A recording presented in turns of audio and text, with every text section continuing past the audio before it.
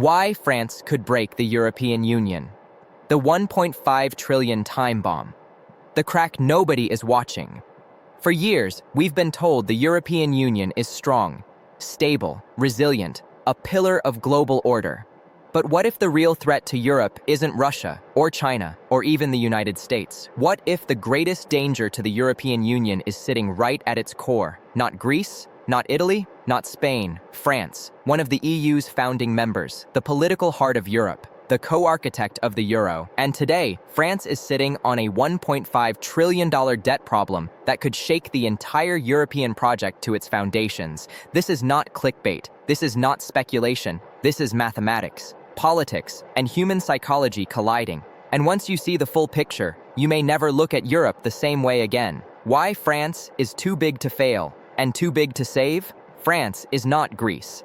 When Greece collapsed, the EU could step in, impose austerity, and quietly force compliance. France is different. France is the second largest economy in the Eurozone, a founding member of the European Union, a nuclear power, a permanent member of the UN Security Council. One of the political engines behind Brussels itself, which means one thing: France cannot be bullied, and it cannot be easily rescued either. France's public debt has exploded past $3 trillion, with deficits still growing and economic growth slowing. Interest rates are rising. Tax pressure is already extreme. Social unrest is constant, and unlike smaller countries, France has leverage. If France sneezes, the Eurozone catches pneumonia. The 1.5 trillion question nobody wants to ask. Here's the number that should terrify policymakers in Brussels. $1.5 trillion. That's roughly the amount of French government debt that must be refinanced in the coming years, at much higher interest rates than before. For years, France lived in a fantasy world of near-zero interest rates, ECB bond buying, artificially suppressed borrowing costs. That world is gone.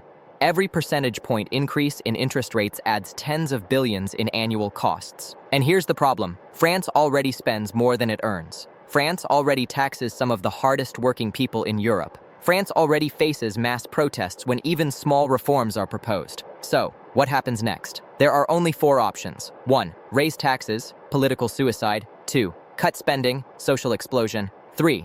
Borrow even more, bond market revolt. 4. Break the rules. And history tells us which one politicians choose. Macron, political gridlock, and a fragile state.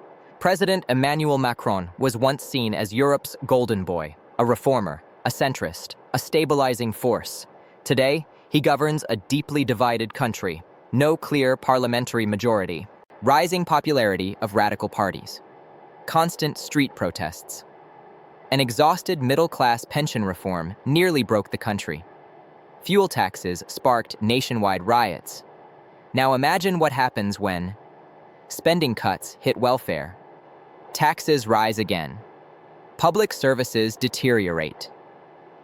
France is not just economically fragile, it is socially combustible. And when democracies face economic pain, they don't choose discipline, they choose blame. Why this becomes an EU problem fast? France doesn't borrow alone.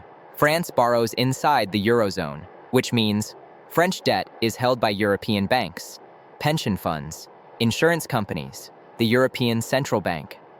If French bonds wobble, the shockwaves travel instantly through Europe.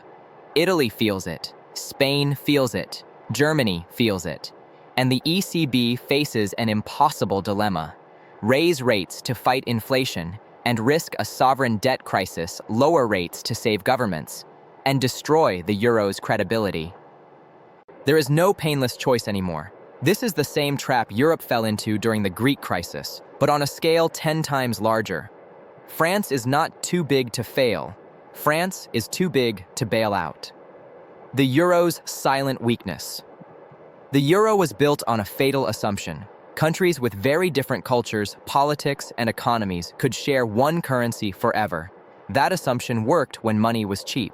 It breaks when money becomes expensive. Germany believes in discipline. France believes in the state. Southern Europe believes in flexibility. One currency, one interest rate, completely different realities.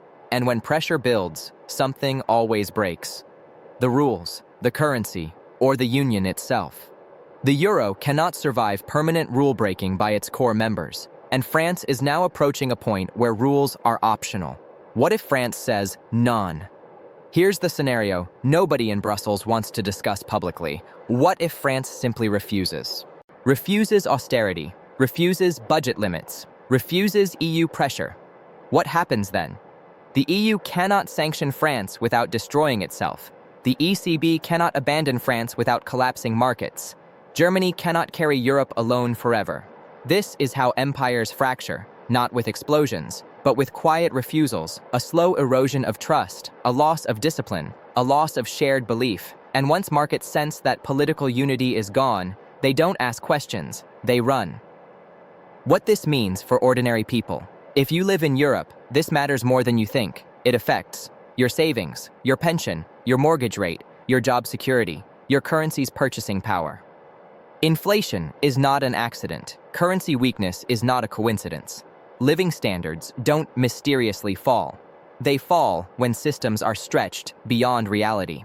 And France may be the country that forces Europe to face a truth it has avoided for years. You cannot print unity. You cannot borrow your way to stability. And you cannot hold a monetary union together with political denial. The beginning of the end, or a reckoning.